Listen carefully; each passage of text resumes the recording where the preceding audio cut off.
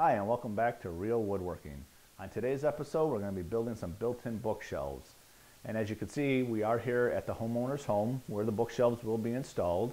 And so I wanted to just kind of give you an overview of what the space looks like, where the bookshelves are going to be, and kind of just talk you through the project a little bit. As you can see here behind me, the homeowners have this fireplace that's more or less the focal point of their room here, and they're looking just to enhance that by putting the two bookshelves on either side of it. Right now they have this armoire sitting here that's housing their TV right now, and then on this side they just have like a nice little table that holds some pictures and a little bit of knickknacks. So obviously they're looking to remove those two pieces to put the two bookshelves in.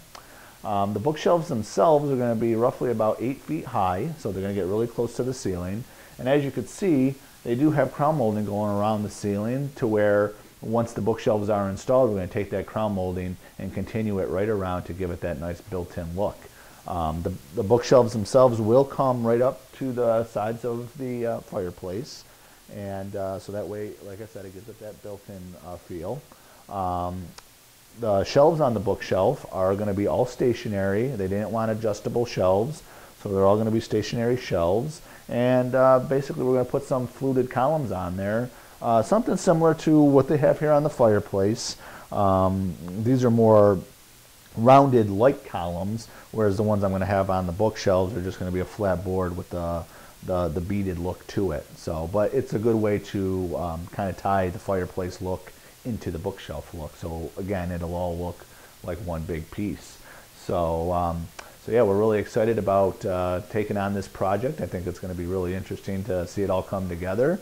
And we're going to head to the shop now and get started on it.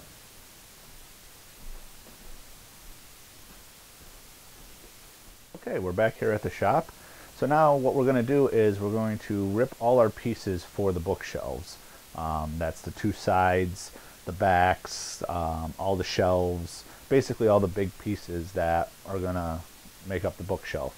So we can't really do that here within the shop just because the pieces are 4x8 sheets, and as you could tell, we're in a very small shop. So trying to bring those pieces in here and ripping them down, I wouldn't typically do it on the table saw anyways, just because a 4x8 sheet is very hard to manipulate by yourself. And I mean, even with somebody helping you, it can be done, but it's still very cumbersome when you're running it through a table saw. I mean, it's nice when, and this again is what we're going to try to accomplish down the road, but when you do have a table saw that has a nice big work area, you know, you basically got your table saw and then you've got, you know, a big table basically built around it. So then it does make it easier to put that sheet on there and run it through. But in this case, being that we really don't have a good outfeed table,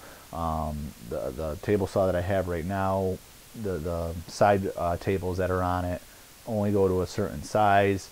So even though you would get a better cut probably on a table saw, being that we don't have the proper setup for that, we're going to not do it on the table saw. So therefore, all my sheets are out in my garage. So what we're going to do is we're going to go out there. We're just going to take our trusty circular saw here and set up a straight edge and rip all the pieces down to size. And that's going to give you just as good of a cut as a table saw. It's just nicer to do it on the table saw because, you know, some people feel like they've got more control over the piece, but this is going to work just as well. You know, we're going to set up our guide fence, and we'll be able to cut all our pieces to length. And then once that is done, then we could bring them back in here and I could actually machine them to a more finished dimension. So, so why don't we head out to the garage and we'll get ripping those pieces. Okay, so here we are outside in the garage. Obviously our sheets, like I was just saying, are too big to bring them into the shop, so that's why we're going to cut these out here down to their sizes, and then we'll bring them back into the shop and I can put all my rabbets and everything that I'm going to put into this onto them into the shop. But for the initial cut down, it's a lot easier to do it out here. So what we're going to do is, I've already laid out what we need out of each sheet. We've got 10 sheets of MDF. That's what we're going to make it out of. I just find that the MDF, it paints up really nice, being that this is going to be a painted project. it paints up really nice. Obviously, you wouldn't use MDF if you were staining up a piece of furniture or something like that. But being that it's going to be a painted surface and it's such a big bookshelf that we're building, the 4x8 sheets work out really nice. Now, yes, I could have used more of a plywood type, you know, but I find that the MDF works out just as good. And like I said, it paints up nice and smooth. It just leaves a real nice finish. So that's why we're going with the MDF. Like I said, I've already got the pieces already laid out of what we're going to need out of each sheet. So out of this first top sheet, we're going to rip out our two side panels of the cabinet. And then we'll go from there on. Each bookshelf is probably going to use up about 5 sheets of the paneling. I tried to maximize the amount of waste that we're going to have, and I think I did a pretty good job. I mean, it's always tough when you're doing projects like this, because when you're making it a certain size, you know, you're always bound to have waste. And on this one, there was a little bit more waste on the sheets than I wanted to, but you know, the way it worked out mathematically, you know, it is what it is. We'll just save those pieces, and you know, I could always use them for something else down the road. So what we got is, like I said, I'm going to use my circular saw and a nice straight edge. Now this straight edge, I actually just picked this straight edge up. It's a real nice straight edge. It's from Empire. You know, I figured, hey, let me try it out. You know, what I like about this one is that it goes the full length of an 8-foot sheet. You know, so I could put this down on here, clamp it down, and I've got a full straight edge. And you know, instead of trying to find, you know, something long enough to where you could rip it. I mean, I've always got something 4-foot that it makes it easier, but it's always hard when I don't have a full 8-foot length and you're trying to pick something out that's somewhat straight. So this is what I liked about this, was that this little handle thing in the middle here, you could take that off, and then you got 2 separate pieces of the straight edge that you could use for the 4-foot length as well. So I figured, you know, it looked nice, and I'd give it a shot and try it out. So so basically, we're going to clamp that down where we need it, and we're going to rip our 2 side pieces.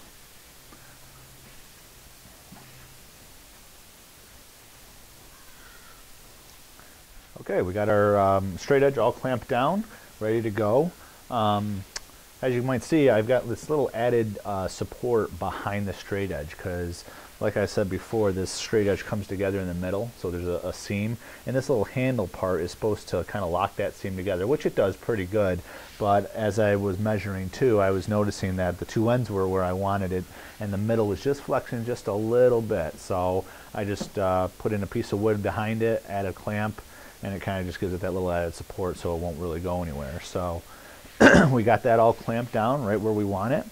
Got my circular saw all set up for the depth of cut, so that way it doesn't go through the other pieces underneath.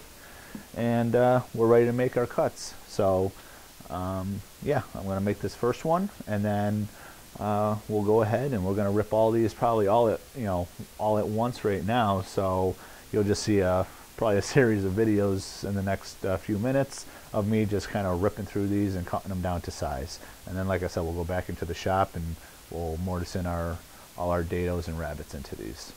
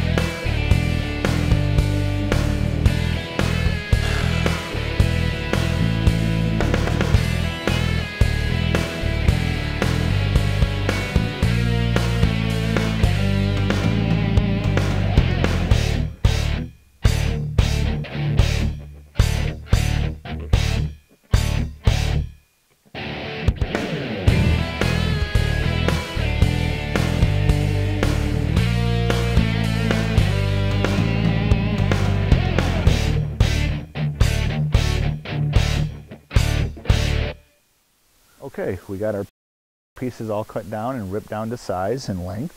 And so now we're ready to start putting in our dados and our rabbets in all our pieces.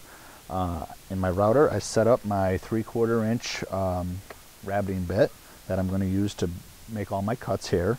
And I set it at a 3" or 3/8 of an inch depth of cut, because that's and then I took measurement from the flat part of my router here to the bit and calculated it and set up a couple scrap pieces and tested it out and got my distance from the bit to the edge of the router. That way when I set up my straight edge here, it's gonna, you know, route right where I want it to. And then I took my combination square and transferred that dimension onto my combination square. And then as far as setting up my pieces here goes, it's pretty simple. I just took my combination square, I put it along the edge of my piece, and then just butted my straight edge right up to it. And now I know that's exactly where the straight edge needs to be. I did that on both ends and in the middle. And we're pretty much ready to route this. The first one that we're going to route is the rabbet in the back to accept the back panel of our bookshelves. So this one here is going to go the full length of the piece, and then after that we'll set up to do our rabbets for each one of our shelves. So I say let's go ahead and we'll route this out.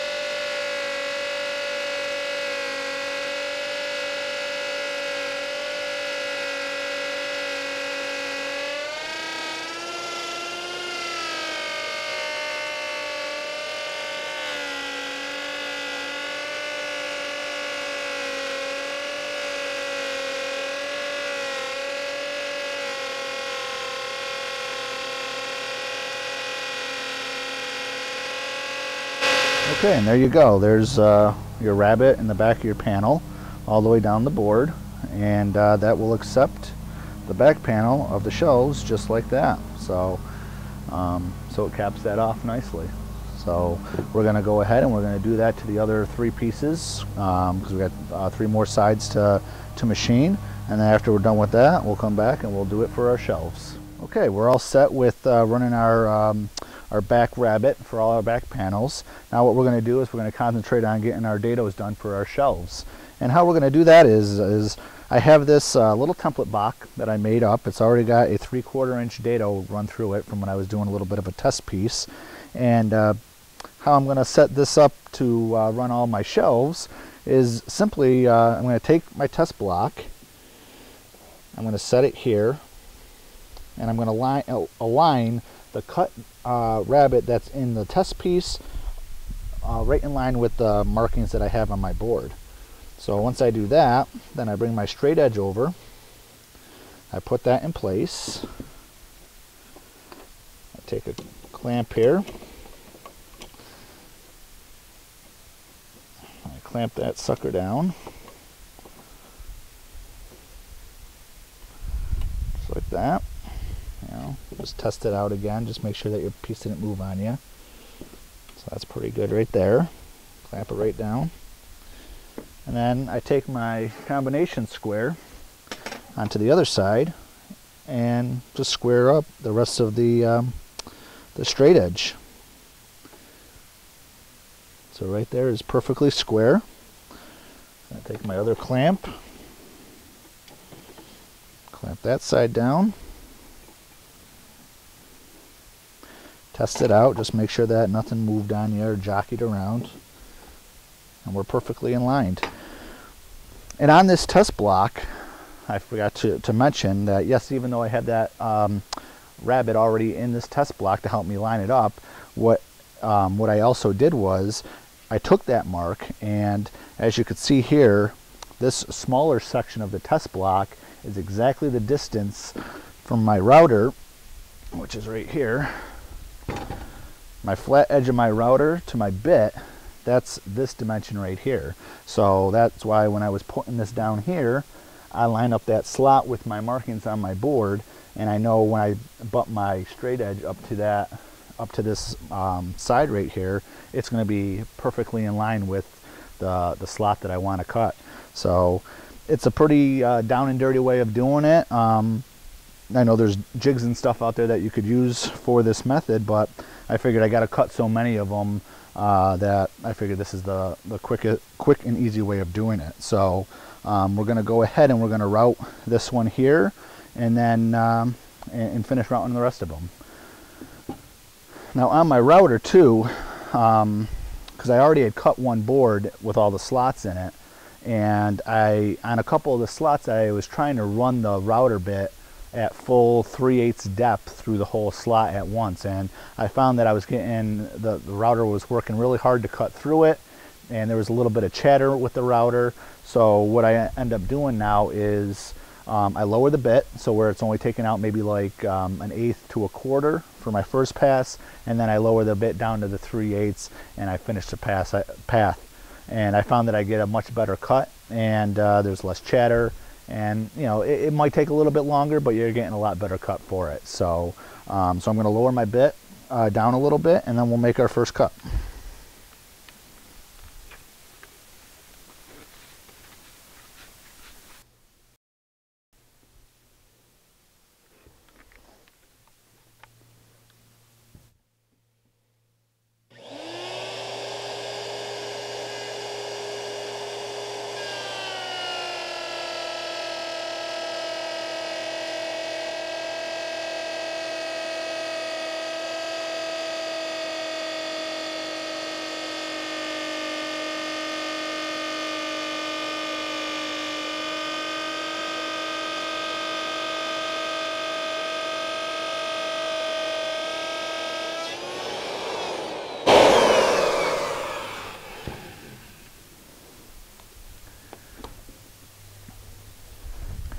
Okay, and now we're going to take our router bit, and I'm also going to use that dado groove as a guide to raise up my bit. That way I know it's exactly at 3/8.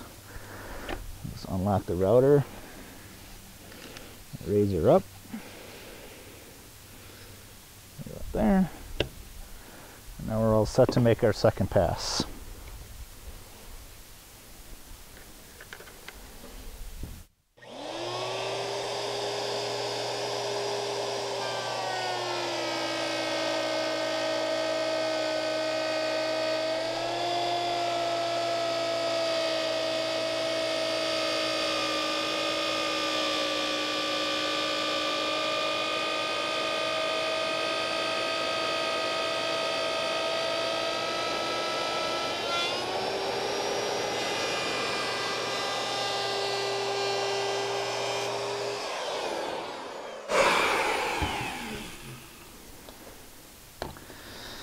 And there we go. There's a rabbit for one of our shelves. And the shelf will fit right in there nice. So we're going to go ahead and machine the rest of them, and then we'll move on to the next step. Okay, and there they are. All the side panels are all machined down with their rabbits in them. So the next thing we're going to do is get the rabbits put into the back panels. Okay, as you can see, I've kind of got the one unit all pre-assembled, a little bit rough here. Nothing's permanent. The back panels are all cut to size, and they've got their dados in them, and they're going to be ready to pop onto here. So now what I'm going to end up doing is the middle panel I'm going to fasten with just some screws to the top panel and the bottom panel on the unit. I'm just going to drill a few holes in the top and a few holes into the bottom, and that's how we'll fasten the middle panel to the actual unit. And then afterwards we'll slide all our shelves in. Once that's done, I'm going to take the back panel and set that in place as well and get that fastened and screwed in as well. So that way when we lift this thing up, it'll be a completely assembled unit without the shelves, obviously. And then we're going to slide the shelves in after the fact and get it all squared up and ready to go. And then we can make our face frames for this unit. So so let me go ahead. I'm going to get this fastened in. So I'm just going to take my square here and just make sure that the piece is square before I get it all screwed in place, which according to this, it's looking good. And I know that's completely centered. And I took that two different ways too. I put the two top shelves in and got them in to where they needed to go. So, which in a sense may automatically put this where it should lie. So, but then I also took a measurement too. I mean, this box here is 55 inches in width.